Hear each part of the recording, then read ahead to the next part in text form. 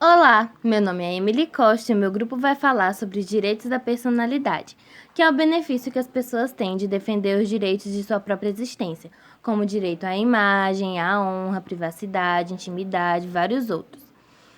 Eles são considerados direitos fundamentais porque estão previstos no artigo 5 da Constituição, que é o artigo que trata sobre os direitos fundamentais da pessoa humana. Sendo assim, eles são declarados expressos de forma genérica em 2 níveis: na Constituição, que aponta sua base, e no Código Civil, que é uma complementação que anuncia de uma forma mais específica. Nós temos teorias relacionadas a esse assunto que são bem famosas, que é a teoria natalista e a teoria concepcionista, e nós vamos ver mais relacionado a esse tema mais adiante. Olá pessoal, sou o Eber. Continuando o nosso assunto aí, neste momento irei falar um pouco do princípio da dignidade humana. Sabemos que no ordenamento jurídico esse princípio é um dos mais importantes, mas ao mesmo tempo ele se torna um pouco controverso, visto por muitos como um princípio até vazio. Se temos um princípio, e no caso deste aí especificamente, o princípio da dignidade da pessoa humana, o que está fundamentado na Constituição? Certamente estarão fundamentados os nossos direitos, os direitos garantidos na defesa dos direitos da pessoa humana. E isso faz parte também do Estado democrático de direito. Mas por quê? Por que mesmo princípio da dignidade da pessoa humana? Já pensou vivermos em um estado ou um país ditatorial? O que vale a pena, quem sabe, é a vez do mais forte? Afinal, novamente a pergunta: por que princípio da dignidade da pessoa humana? Já não é dignidade da pessoa? E por que tem que ser também pessoa humana? Sabemos que não basta assegurar direitos para uma sociedade como um todo, mas sim vivermos a necessidade de um a um, intrinsecamente ver o que cada pessoa está necessitada, o que cada pessoa está precisando. Defendemos o que aqui nesse princípio? Defendemos o indivíduo e não a coletividade. Infelizmente, ainda vivemos no mundo hoje, não falo nem no passado, no mundo hoje, países que estão aí, quem sabe, violando diariamente esses princípios, onde as pessoas não têm amparo constitucional nenhum, indivíduos torturados, indivíduos vivendo em situações degradantes, por causa de quê? Às vezes por causa de segregação racial, de cor, de religião, indivíduos que também deixam de existir como pessoa. E nós vemos que isso aí está acontecendo hoje ainda, infelizmente, ainda está acontecendo no mundo em que vivemos. Mas na realidade, por que mesmo falamos em pessoas humanas, Temos que relatar aqui que existe um outro tipo de pessoa, que seria a pessoa jurídica, que tem sua proteção também, tem seus direitos, mas não especificamente a proteção humana. No Brasil, nós temos esse princípio da dignidade da pessoa humana inserida em nossa Constituição. Nós temos amparo, em seu artigo 1º, lá no inciso 3, nós temos esse amparo onde todos somos amparados perante a lei. Vamos falar um pouquinho aqui também de outro princípio essencial, outro direito essencial, que é o direito mínimo ao patrimônio. Aí vem a pergunta: os bens imóveis de elevado valor também são alcançados pela impenhorabilidade? Ou seja, eu tenho uma dívida, mas tenho um imóvel de alto valor, uma casa, um exemplo, uma casa. Será que a minha casa ela pode ser alcançada? Bom, aqui nós sabemos, pelo estudo feito, que os bens imóveis de moradia são sempre impenhoráveis, mas temos uma exceção. se o devedor tem somente aquele imóvel e ele é de altíssimo valor, que agrega, né, tanto o pagamento da dívida, quanto ele ter um outro imóvel de menor valor, né, para viver uma vida digna, este então pode ser alcançado. Isso está no Código de Processo Civil, em seu artigo 833. Ele nos remete, né, nos respalda quanto a esses direitos. Então, na impenhorabilidade, pode-se observar os direitos que não podem ser, né, para o pagamento dessas obrigações. Então, nós temos também aqui as fontes do direito da personalidade. Dentro das fontes do direito da personalidade, que também consiste na origem, destacamos duas correntes, né? Duas correntes positivas, as justnaturalistas e as justpositivistas. Vamos aqui um pouquinho de cada um. Na corrente justnaturalista, acredita que as leis existem mesmo antes da existência humana. Leis de quê? De caráter universal, leis imutáveis, leis morais, né? Leis morais, então diversas outras leis, e valendo a qualquer tempo, a qualquer sociedade. Esse é o pensamento dessa corrente, da corrente justnaturalista. Nós vimos aqui dois pensadores nesse pequeno texto que nós estudamos, né? Maria Helena Diniz e Pablo Stolz, que entendem como ordem divina isso aí, ligado à concepção religiosa e sua ideia de dignidade do homem. Para esse pensamento, a lei seria injusta e está de encontro com o pensamento universal, que seria melhor para um convívio de uma sociedade harmônica. Esse é o pensamento da corrente justnaturalista. Por outro lado, nós temos aí a corrente justpositivista, que defende o quê? A norma válida. Não é pensamentos, e sim que só é válido a palavra que está positivada lá no ordenamento jurídico. Né? Lá no ordenamento jurídico, na lei. Então, porque não apenas a lei admite outras normas que serão válidas para o ordenamento jurídico, e sim todo o ordenamento jurídico. Então aqui nós vemos as duas diferenças, justnaturalistas, né? Que temos o exemplo aí nas concepções religiosas e tal, como já falamos aqui, né? Leis imutáveis, leis morais, e as justpositivistas. Então temos aqui uma diferença entre essas duas correntes, tá bom? Então nesse momento queremos passar a palavra para os caros colegas que irão continuar também o encerramento aí desse nosso texto aí, tá bom? Obrigado.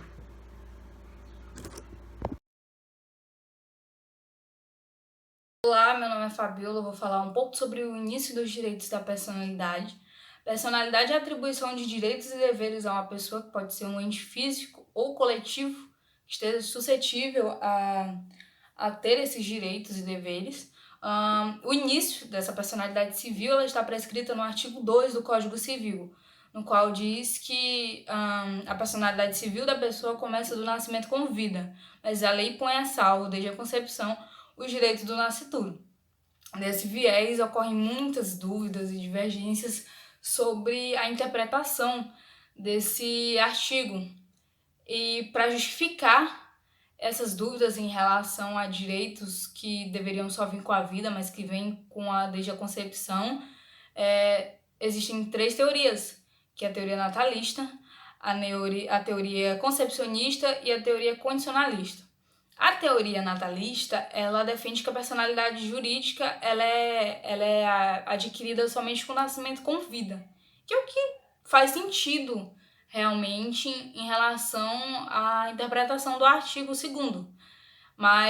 E também diz que o nascituro teria direitos como o direito a nome, direito a alimentos, direito ao reconhecimento de paternidade, entre outros, mas que a personalidade jurídica realmente só começaria com o nascimento com vida. Outro assim tem a teoria concepcionista, que os doutrinadores que defendem essa ideia, eles defendem que a personalidade ela tem início desde a concepção, desde do nascituro, e que o nascituro já tem direitos e deveres antes de nascer. Porém, alguns desses direitos, como por exemplo direito a patrimônio, coisas do tipo, são somente quando houver o nascimento com vida. E outro, A teoria condicionalista é a terceira e última, e ela é meio que uma junção entre a teoria natalista e a teoria concepcionista. Ela diz que a personalidade civil está dividida entre duas, a formal e material, na qual o nascituro ele teria direito à personalidade jurídica formal, que diz respeito aos direitos da personalidade. Desde a concepção ele teria já esse direito resguardado, mas a personalidade jurídica dele material ele só teria com o nascimento, que é mais ligado a direitos patrimoniais e essas coisas. E alguns doutrinadores dizem que a teoria concepcionista e condicionalista é a mesma coisa e que só mudam só os termos, mas basicamente essas são as três principais teses que justificam esse artigo 2 do Código Civil. Olá, eu sou a Geiciane e vou falar um pouco para vocês sobre o término dos direitos da personalidade. Conforme o artigo 6º, a existência da pessoa natural termina com a morte. Presume-se esta quanto aos ausentes, no caso em que a lei autoriza a sucessão definitiva. Temos a morte natural, real, a morte real, que quando há a existência de um corpo, quando o médico pode atestar que houve aquele óbito, porque ali tem aquele corpo naquele momento. E temos a morte presumida. Eu vou explicar um pouquinho para vocês sobre a morte presumida com declaração de ausência e sem a declaração de ausência. Temos o caso da morte presumida com decretação de ausência, quando não se sabe o que aconteceu com a pessoa. Não se tem certeza que ela morreu, ela simplesmente desapareceu sem deixar notícias. E temos a morte presumida sem decretação de ausência.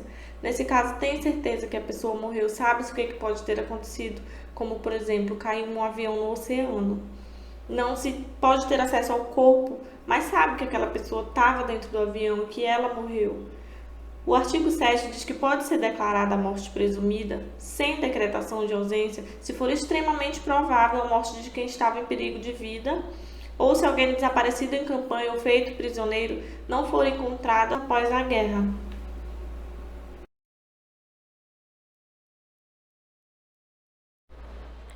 Eu vou falar um pouco sobre a tutela jurídica. Como eu falei anteriormente, o direito da personalidade ele cessa com a morte. Mas se, por exemplo, alguém precisar recorrer de alguma coisa e essa pessoa já morreu, temos o que chamamos de tutela jurídica, que, conforme o artigo 12, pode-se exigir que cesse alguma ameaça, alguma coisa sobre o direito da personalidade enquanto aquela pessoa estava viva.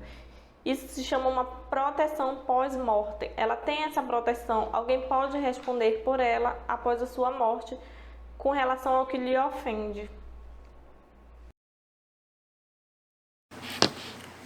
Eu me chamo Raquel e eu vou fazer uma breve explicação a respeito das características do direito da personalidade, que, assim como qualquer outro assunto, outro direito, tem que ser formulado, especificado, e com isso não seria diferente. São divididos em alguns tópicos, eles não são considerados como não são definitivos, porque depende muito de como eles são mencionados, citados no contexto. Então, o direito da personalidade, eles são direitos absolutos, porque isso quer dizer que eles nos impõem oponibilidade e tem o efeito erga omnes também, que esse termozinho no latim quer dizer que se tem um ato, uma lei, e que está prevista para todos, ela vai atingir a todos aqueles indivíduos. E por conta disso, a gente deve seguir aquela lei, deve respeitá-la, Também tem a generalidade, que quer dizer que se uma pessoa nasce, ela já, a partir daquele momento, ela já tem os seus direitos de personalidade garantidos, Pelo simples fato dela ter nascido e existir ser humana, ela tem os seus direitos garantidos. Também tem o direito da extrapatrimonialidade, que tem como é que eu posso explicar? possui um conteúdo assim patrimonial, tá ligado aos patrimônios. Também tem a da indisponibilidade, que quer dizer que você tem você é responsável pela sua personalidade e não pode trocar de titular.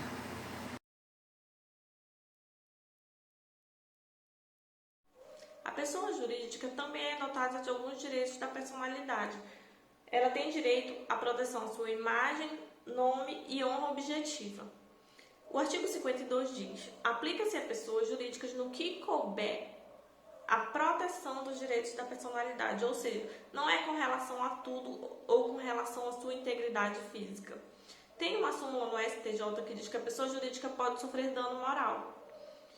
Mas alguns doutrinadores defendem que dessa forma não significa que esse direito da personalidade que ela tem é com relação à sua integridade, aquilo como pessoa, mas sim naquilo que for compatível com a falta de estrutura biopsicológica que a pessoa pode ter.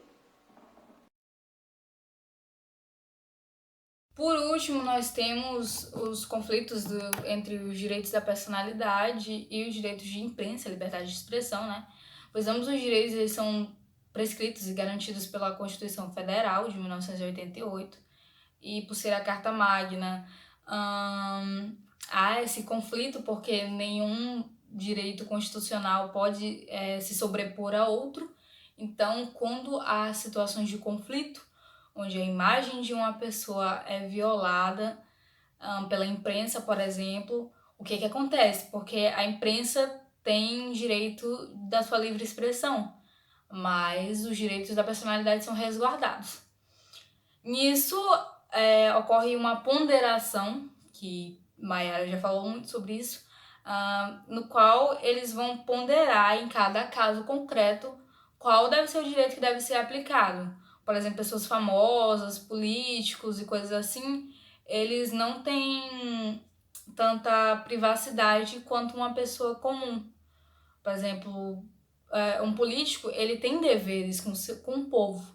Então, algo sobre que a sua vida pessoal possa prejudicar o exercício do cargo dele ou prejudicar pessoas, então é um interesse coletivo. O direito à liberdade de expressão da imprensa ele vai ser mais viável do que o direito da personalidade dele. Porém, se uma pessoa comum tem o seu direito da personalidade violado pela imprensa ou por algo do tipo, o direito da personalidade da pessoa geralmente vai valer mais, porque não há um interesse, não há uma justificativa plausível para que se tenha essa violação desses direitos. São muito importantes, pois nas épocas mais sombrias da história, a imprensa era censurada, mas os direitos da personalidade também precisam ser resguardados, pois mexem com vidas, e por isso que é importante essa ponderação entre os dois, entre casos e casos.